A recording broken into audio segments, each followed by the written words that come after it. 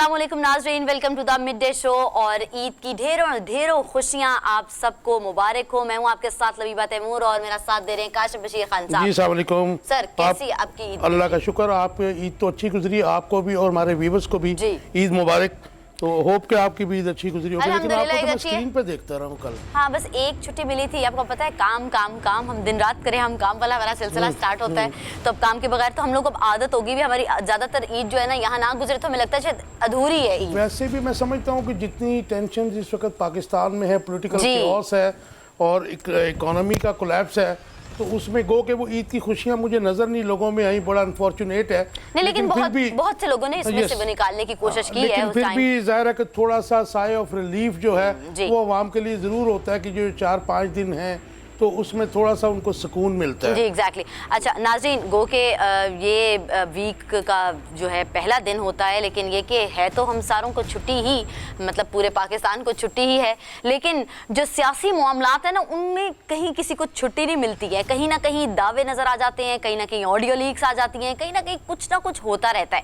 तो मैं जल्दी जल्दी अपने नाज़रीन को जो कुछ हुआ है, पिछले दिनों हुआ है और अब आगे जो होने वाला है उसके वाले से बात करते रहेंगे। उसके बाद फिर हम अपने शो को आगे बाकायदा लेके चलेंगे। मैं आपको बताती रहूं कि पंजाब और केपी असम्बलियां तहलील करने के लिए जनरल बाजवा ने कहा था, ये दावा जो है इमरान खान का सामने आ गया है। उनकी जानिब से मजीद क्या कहा गया, उन्होंने कहा कि जब ये असम्बलियां तोड़ देंगे तो मैंने उनकी वजह से ये तोड़ी। जबकि उन्होंने ये भी कहा था कि अब जो उनकी शराइत है वो 2-3 शराइत है, मैं आपको बताती चलूँ। कहते हैं कि हुकूमत मई में असम्बलियां तहलील करे, जून जुलाई में मुल्क भर में एक साथ इलेक्शन पर बात करे। और फिर उन्होंने ये भी कहा है कि निगरान हुकूमत का चूंकि टाइम चला गया है तो न्यूट्रल केयर टेकर सेटअप लाया जाएगी, उनकी जानिब से बात की गई है। जबकि एक और बात आपको बताते चलें कि हुकूमती जमातों और पीटीआई में मुज़ाकरात के जो राबते हैं वो राबते जो है ना काफ़ी बढ़ा गए हैं। जबकि मौलाना फजलुर रहमान फुल स्टॉप लगाकर बैठ गए, डट गए हैं जनाब। उन्होंने कहा हम क्यों झुकें, हम किसके सामने झुकें, हम नहीं करेंगे भाई। वो उनका एक तरह का अंदाज़े गुफ्तगू है, अंदाज़े बयां है उनका जी कौन कहाँ किधर वो वाला हिसाब है। उसके सियासी मैदान उनके बंजर हो चुके हैं, तो अब यही माजराई की कैफियत जो है नहीं सर, लेकिन उनके हौसले पस्त नहीं हुए। हौसले पस्त बदमाशी है ना, I am sorry I am using this word, लेकिन ये कॉन्स्टिट्यूशनल डेमोक्रेटिक किसी भी मुल्क में और पार्लिमानी या सदारती निज़ाम में भी ये नहीं होता जिस किस्म का एक्ट वो कर रहे हैं इस वक्त। अच्छा, आपको पता है सिलसिला तो वीडियो लीक्स का, ऑडियो लीक्स का चलता रहता है, कहीं ना कहीं पॉपअप होता रहता है, बम फटते रहते हैं। और अभी जो सोशल मीडिया पर ये जो ऑडियो चीफ जस्टिस की सासू माँ की जो और एक और हैं उनकी, वो मैं इसलिए बात नहीं करना चाह रही क्योंकि ये सरप्राइज़ आपके लिए क्यों नहीं कर रही हूँ, मैं अभी आपको बताऊँगी। तो उनकी जो वीडियो ऑडियो लीक्स आई हैं, ऐसी कोई सोशल मीडिया पे मीम्स आई हैं कि मैं आपको बता नहीं सकते। और इसके ऊपर राना सनाउल्लाह ने कहा है कि इस ऑडियो लीक्स की ना सुओ मोटो लेना चाहिए। और फिर अगर ठीक है ये क्या है, इतनी छोटी बातों पे अगर हमें सुओ मोटो लेके बैठ गए ना तो बस फिर अल्लाह ही हाफिज है, ऑलरेडी अल्लाह हाफिज हुआ पड़ा है हमारा। अच्छा, मेरे ख्याल से मुलाकात भी बताने जा रही है। हाँ नहीं, हाँ जी, मेरे ख्याल से अभी हम इससे तवज्जो से बात करते हैं, तो जो बाकी की स्टोरीज हैं वो हम मेरे ख्याल से ब्रेक के बाद स्टार्ट कर देंगे। नहीं 2 रह गई हैं, बाद में करेंगे। हाँ 2 रह गई हैं, तो मैं ये कह रही हूँ कि अभी हम इस पे बात करें क्योंकि इतनी मसालेदार मैंने स्टोरीज अपने नाजरीन के सामने रख दी हैं। और फिर हम आपको ये भी बताते चलें कि थोड़ा सा तज्जिया लेंगे इसके ऊपर हम काशिफ साहब के साथ। उसके बाद हमारे साथ मौजूद हैं ख्वाजा अहमद तारिक साहब, साबिक गवर्नर हैं, उनको शामिल गुफ्तगू करते हैं। सर अस्सलाम वालेकुम। वालेकुम अस्सलाम जी। ख्वाजा साहब, जो मुल्की हालात हैं आपसे तो ढके छुपे नहीं हैं, आपकी इनिंग तो माशाल्लाह बहुत तवील है। मैं सबसे पहले चाहूँगा आज की मौजूदा जो सूरत हाल है इस पे बात करने से पहले मुझे अपने एक स्टूडेंट लाइफ का वाक़या याद आ गया। When I was in government college Lahore, तो आप फर्स्ट टाइम जो है मोहतरमा बेनज़ीर भुट्टो जब 1988 की असम्बली में आई थी तो आप भी उनके साथ थे। You were elected MNA from Lahore, और आपको जो उन्होंने उस वक्त जो है, बाद में आप फेडरल मिनिस्टर फॉर लॉ भी बने थे। तो वो एक वाक़या हुआ था आपका, जो सेनेट के चेयरमैन थे उनको आपने उस वक्त जो वज़ीर कानून भी थे उनको आपने उस असम्बली से निकाला था पहले सेशन में। मैं चाहूँगा कि एक नॉस्टैल्जिया भी है और वो ज़रा हमारे व्यूअर्स से शेयर कर दीजिए प्लीज़।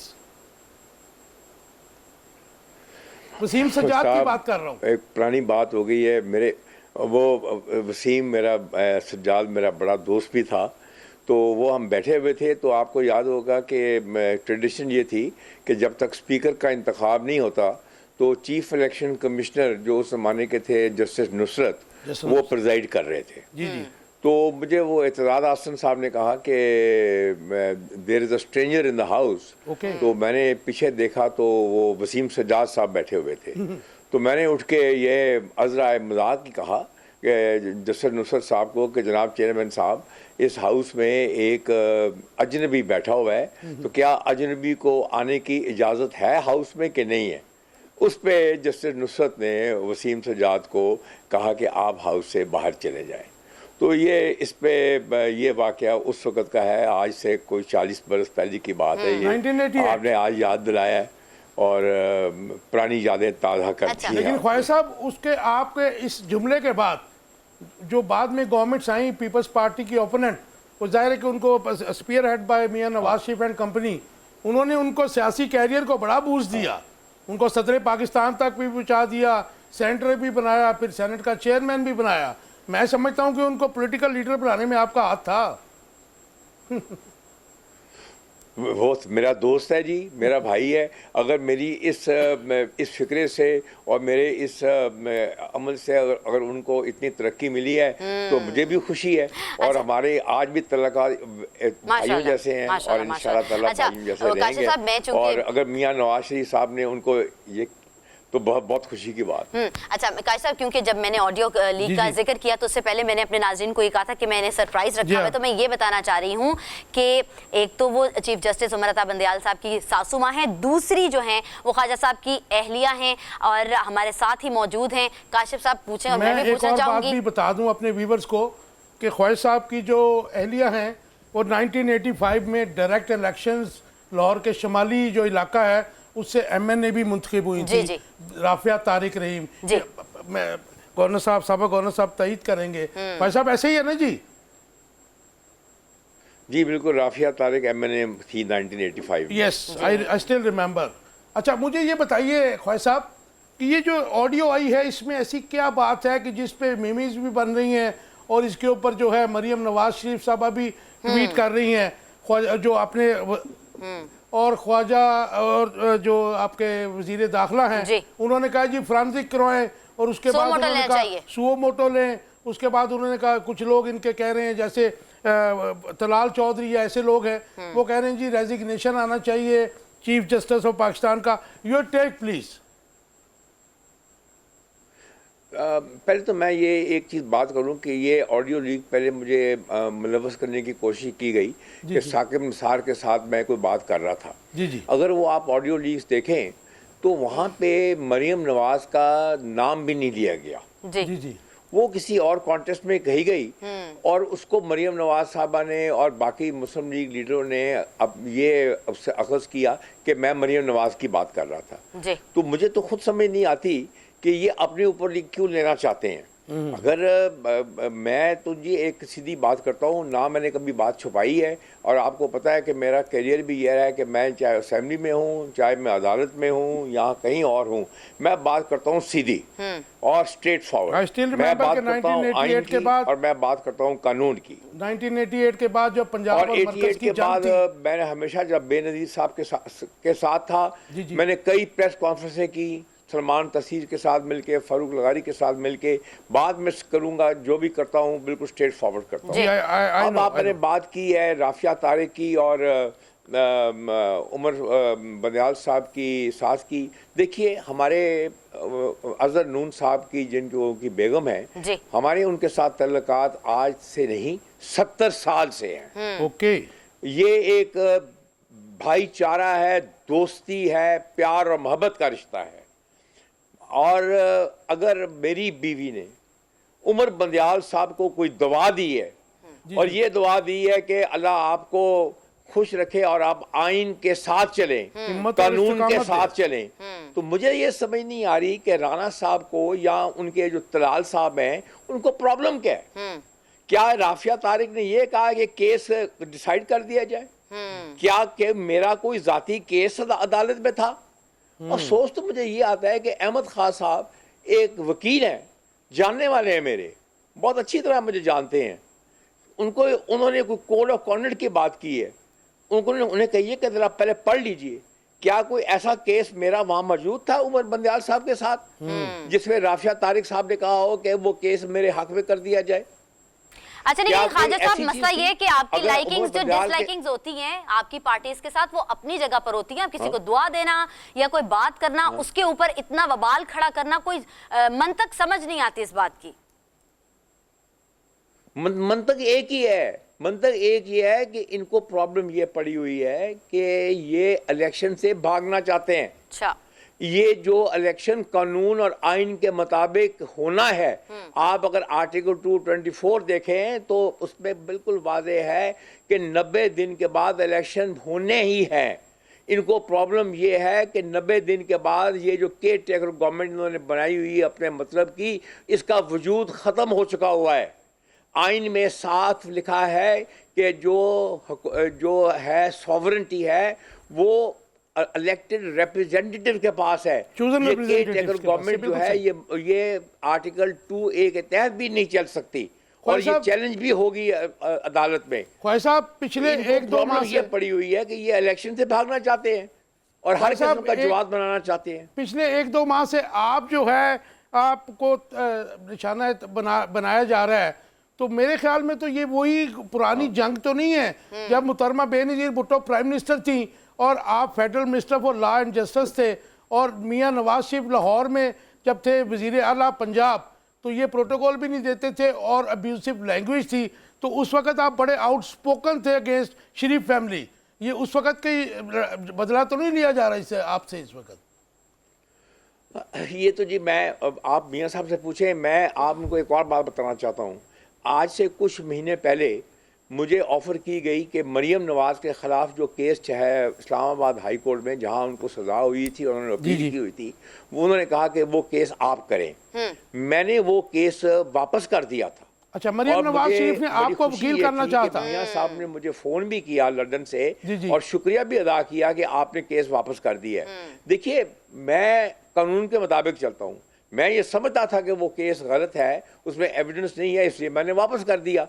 आज मुझे समझ नहीं आ रही कि मुझे किस लिए निशाना बनाया जा रहा है। इसलिए कि मैंने इमरान खान के लिए हाई कोर्ट में जाके उसका केस किया है। जी। और भी वकील केस करते हैं। क्या शायद मियाँ साहिबान या ये जो मुस्लिम लीग के नून के जो लोग हैं, क्या ये मेरे से इतने घबराते हैं? नहीं, लेकिन ख्वाजा कि साहब वो लोग मैं कह रहे हैं कि जजेस मैदान के में आ गया फैसलों हूं। पर नहीं, वो कह रहे हैं कि जजेस के फैसलों पर असरअंदाज होने की कोशिश की गई है। ये अखज़ किया जा रहा है इस ऑडियो लीक से। देखिए, बात सुने, ये तो एक लगव बात है ना, ये तो एक बहाना है, लेम एक्सक्यूज भाई जिसे साहब, कहते आप हैं। हमारे साथ ही रहिए, हमें मैंने ब्रेक पे कल जाना है। मैंने कल देखी एक कॉन्फ्रेंस राना सनाउल्लाह साहब की। आप उनसे राना साहब से पूछिए, आप तो आपने कॉन्फ्रेंस में खुद कह रहे हैं, ये कहाँ कह रहे हैं आपके कि मैंने जज को इन्फ्लुएंस करने की कोशिश की है। आप कहते हैं जी फोरेंसिक करानी है, आप करा लें। मुझे पहले आप ये बताएं कि किस कानून के तहत आप हमारे फोन या मेरी बेगम के फोन या महाजमी नून के फोन आप टैप कर रहे भाई हैं? साहब, बड़ी आपने क्या इंपॉर्टेंट बात की, मैं आपसे यही कानून पूछने के वाला था। खिलाफ वर्जी नहीं है? आप हमारे साथ ही रहिएगा, इस डिटेल बात करते हैं एक कमर्शियल ब्रेक के बाद।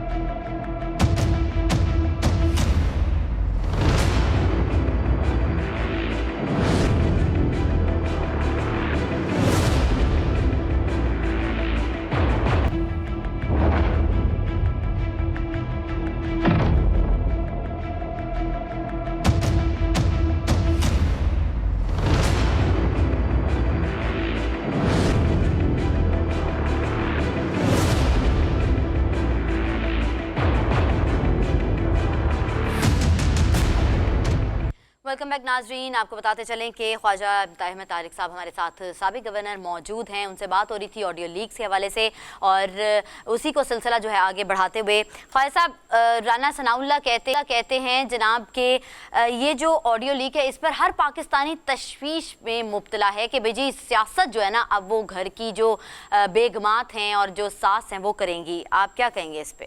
तशवीश क्यों लाहक है उन्हें? इसमें मैं इतना कहता हूँ कि राना सनाउल्लाह साहब ये सोशल मीडिया पे चले जाएं, जी, उनको मुझे पता लग जाएगा कि किसको तशवीश है।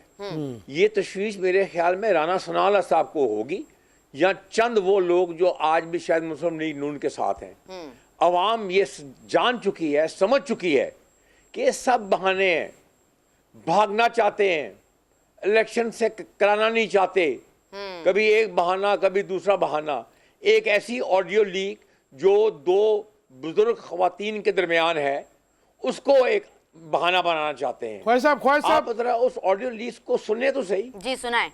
जी ख्वाहिश उस साहब, ऑडियो लीक्स में क्या कहा गया है? भाई साहब, क्या कोई सिफारिश मैं की गई आपसे है? इससे एक बुनियादी सवाल पूछना चाह रहा हूं कि कॉन्स्टिट्यूशन की जब बात होती है तो मैं समझता हूं कि ये जो ऑडियो लीक है इसके ऊपर कानूनी चाराजोई क्या है, हमारा कॉन्स्टिट्यूशन क्या करता है, हमारी अखलाकियात क्या कहती है, और ये जिस तरह आपकी प्राइवेट गुफ्तगू किसी की भी, जैसे आपकी मोहतरम एहलिया और चीफ जस्टिस साहब की सास की ऑडियो लीक की गई, चाहे हम इस डिबेट में नहीं जाते कि वो असली है कि उसको टेम्पर्ड किया गया है, तो इसके ऊपर रेमेडी क्या है? देखिए जी, अगर मैं चाहूं तो मैं ये ऑडियो लीक्स जिस तरीके से अगर ये की गई है और उन्होंने इसको किया है तो उन्होंने कानून की खिलाफ वर्जी की है। जी जी। और इसकी सजा भी 3 साल है। अच्छा जी। अगर आइन की बात करूं तो फ्रीडम ऑफ एक्सप्रेशन भी है। राइट। मेरे पास right of freedom of expression इन दोनों ख्वातीन का है। उनकी अपनी एक ओपिनियन है। क्या हमने कोई पाकिस्तान की इंटेग्रिटी के खिलाफ कोई बात की है? क्या इन ख्वातीन ने कोई पाकिस्तान के आइन के खिलाफ कोई बात की है? क्या उन्होंने ये कहा है सुप्रीम कोर्ट को कि आप एक फैसला कर दें किसी के हक में?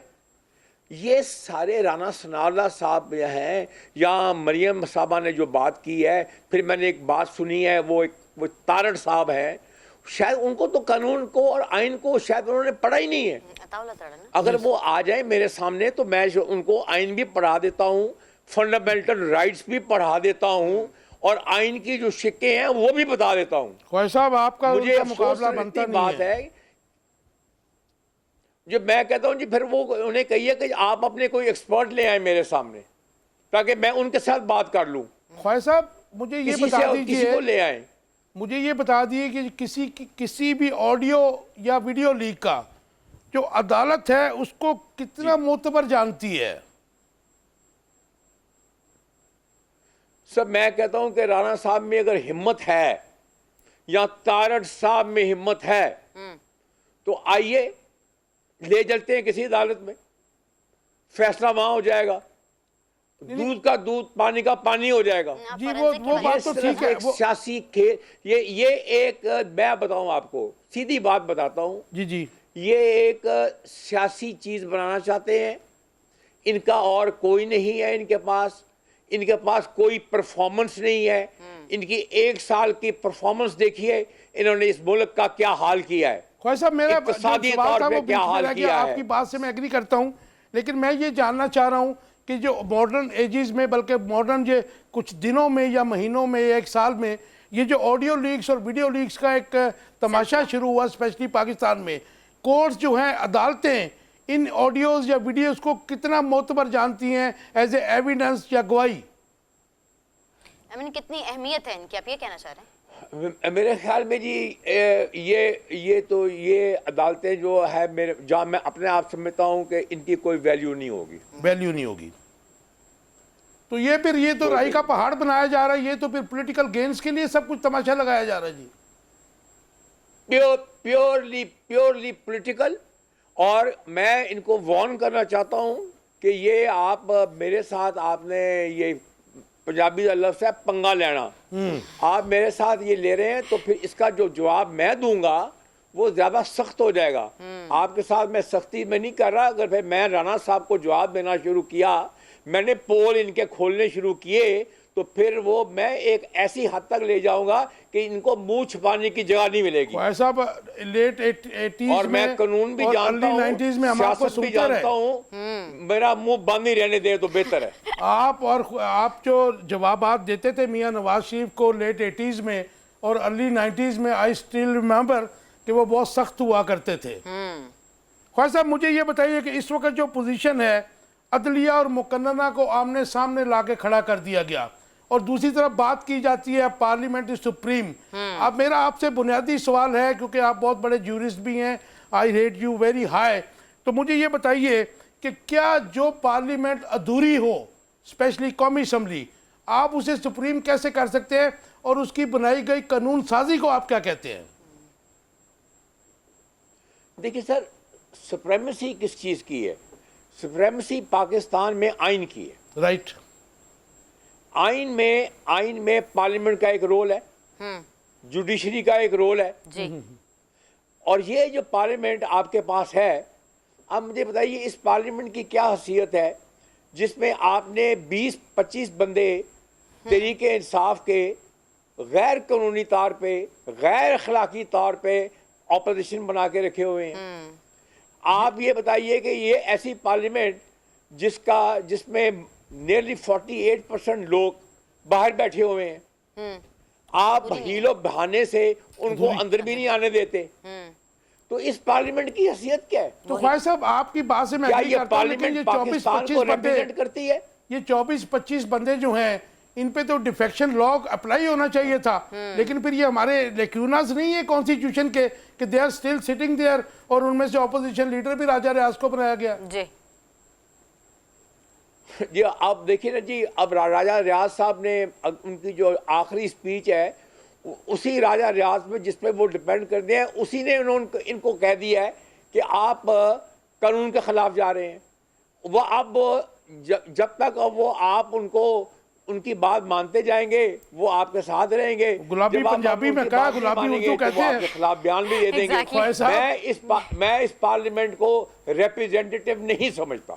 चूजन रिप्रेजेंटेटिव नहीं है ये आपके मुताबिक? नहीं, रिप्रेजेंटेटिव नहीं कह रहे, चूजन तो जो है ही। आप बिल्कुल नहीं। ख्वाहिश साहब, जो आपने अभी बात की ऑपोजिशन लीडर साहब की, तो उन्होंने वो गुलाबी उर्दू कहते हैं ना, मैं कहता हूँ कि उन्होंने गुलाबी पंजाबी में जवाब दिया है। आपको मेरी आवाज नहीं आ रही? आपकी आवाज नहीं आ रही मुझे थोड़ी। मैंने कहा ऑपोजिशन अब आप ठीक लीडर है। राजा रियाज ने गुलाबी पंजाबी में जवाब दिया, वो गिला जो किया उन्होंने। लोग तो कहते हैं गुलाबी मैं उर्दू। मैं राजा रियाज साहब को बड़ी देर से जाता हूँ। जी जी। मेरे नजदीक तो वो है ही गुलाबी शख्स हैं, खूबसूरत आदमी हैं, अच्छे हैं, मिलनसार हैं। मैं बस समझ लीजिए पीपल पार्टी में भी रह चुके हैं, Exactly. और पार्टी में भी रह चुके हैं। अब ठीक है, अब तरीके इंसाफ में आए, अब इनके साथ हैं। आगे क्या करते हैं, मुस्लिम लीग में जाते हैं, कहाँ जाते हैं, पर जो हाल इस वक्त मुस्लिम लीग नून का है, Confused मेरे ख्याल में है राजा राजा रियाज रियाज। साहब कोई और पार्टी ही चूज कर लेंगे तो वो- बेहतर होगा। ख्वाहिश साहब, रियासती इदारे टकराव, बदतरीन टकराव की जद में है, और आइन से इनहराफ किया जा रहा है, इलेक्शन से भागा जा रहा है, और जजों की किरदार कशी हो रही है जो माजी में हमने अपनी ज़िंदगी में नहीं देखी। आपका मुझे पता नहीं, क्योंकि आप तो बहुत बड़े ज्यूरिस्ट हैं। तो ये हालात किधर को जाते नजर आ रहे हैं आपको? देखिए ये जो जिस किस्म की ये जो हो रहा है इस वक्त, जी जी, ये इलेक्शन से भागने की तैयारी है, इलेक्शन से भागना चाहते Delaying हैं, tactics. और उसमें ये जजेस को भी नहीं बख्श रहे, ये हर इक़दार की बेकदरी कर रहे हैं। जी जी। भाई बात बड़ी सिंपल है, अगर आप जमहूरियत में यकीन रखते हैं तो इलेक्शन में चलिए। अगर आइन में लिखा हुआ है कि 90 दिन के अंदर इलेक्शन होने हैं, तो आप ये कैसे कह सकते हैं कि जी पंजाब में सिर्फ में इलेक्शन नहीं होने चाहिए? अगर आइन में लिखा हुआ है कि एक सूबे में इलेक्शन हो सकते हैं, जी, जी। डिसॉल्व हो सकती है, इलेक्शन हो सकते हैं, तो ये कहाँ की ये आपकी है कि जी सारे पाकिस्तान में इलेक्शन होने चाहिए? ये तो आप ये तो आइन से आपकी यानी कि नावाकफियत है।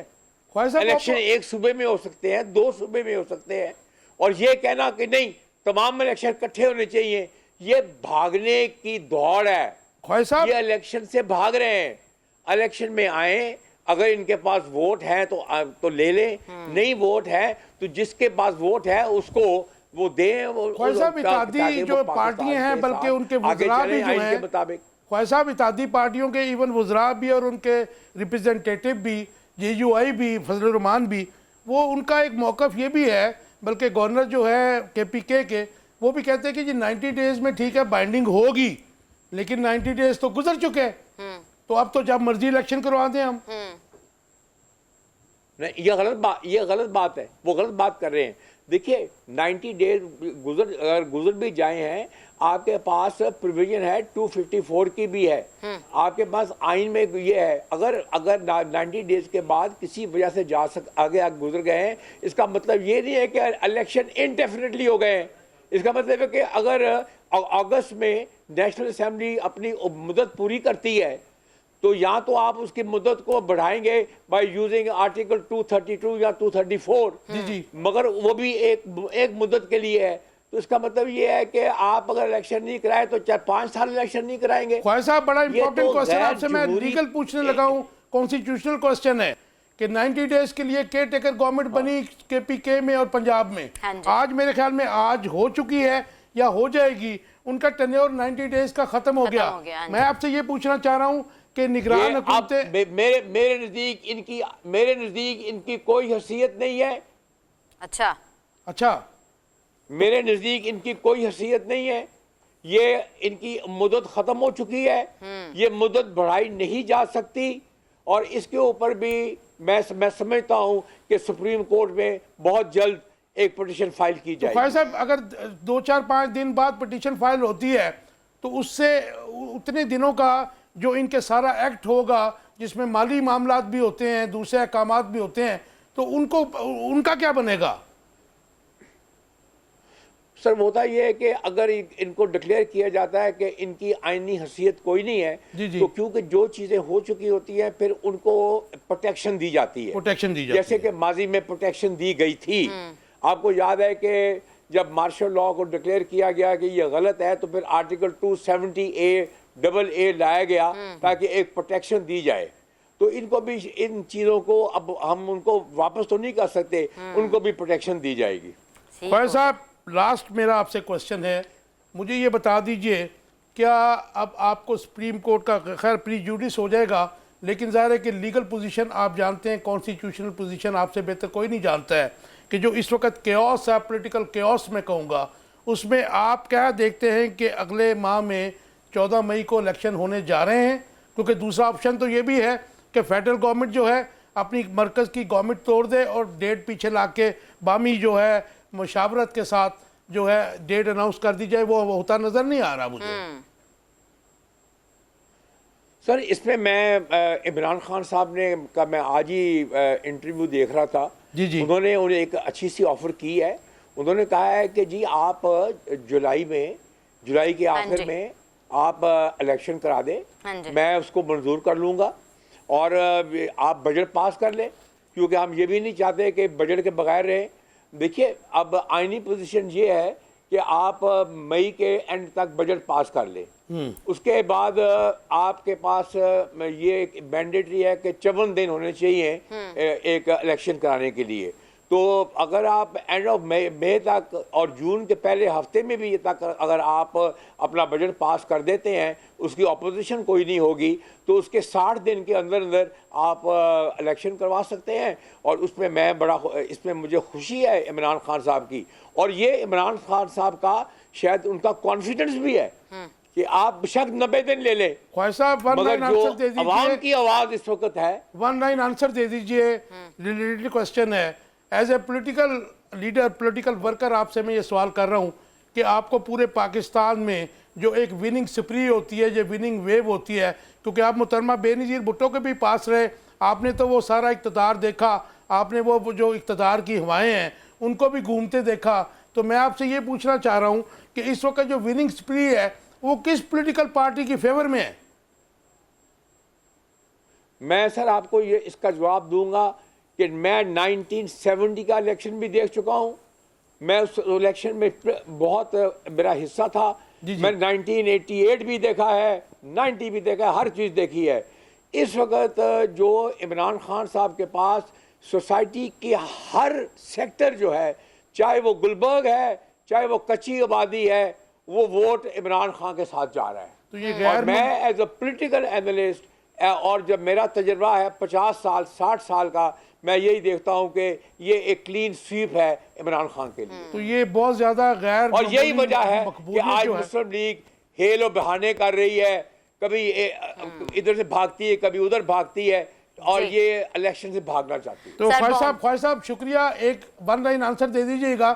क्या ये माजी में भी हमने देखा कि भुट्टो साहब की गैर मामूली जो मकबूलियत थी वो उनकी दुश्मन बन गई, कि अब भी ऐसा होता नजर आ रहा है आपको? हाँ या ना में जवाब दे दीजिए।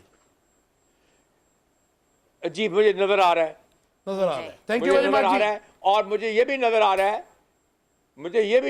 मैं ये भी एक और लफ्ज कहना चाहता हूँ जी, जी। कि कोशिश यही है कि इमरान ने तो आना ही आना है, कोई अच्छा। ऐसा काम किया जाए कि उसको वो मेजॉरिटी ना मिले जो उसको मिलनी चाहिए। जी, थैंक ठीक यू है। वेरी मच साहब, आपका मेरा बहुत मतलब शुक्रिया, समझ गए। आपने अपना कीमती टाइम हमें दिया। एग्जैक्टली कीमती क्या है। बस जाते जाते नाज़रीन को बताते चले कि सिराजुल हक का चौधरी शुजात से रब्ता है एक ही वक्त में इलेक्शंस यानी इंतखाबात बहुत कराने बड़ी के लिए। मुलाकात का बता दिया आपने। हाँ तो सर जाते थे बताना कि दोनों इत्तेफाक पिटे कर लिया हुए, उन्होंने। दोनों पिटे तो सर, हुए। देखें मिसाल से ये तो ना करें, इनकी काविशें तो हैं।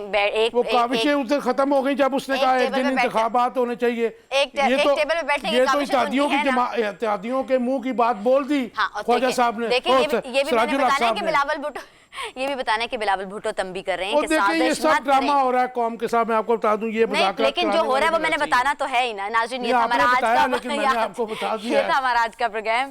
इत्तेफाक करें ना करें वो एक आपकी लदा बात है। ये था हमारा आज का प्रोग्राम। उम्मीद करते हैं आपको पसंद आया होगा। अपना बहुत ख्याल रखिएगा। अल्लाह हाफिज़।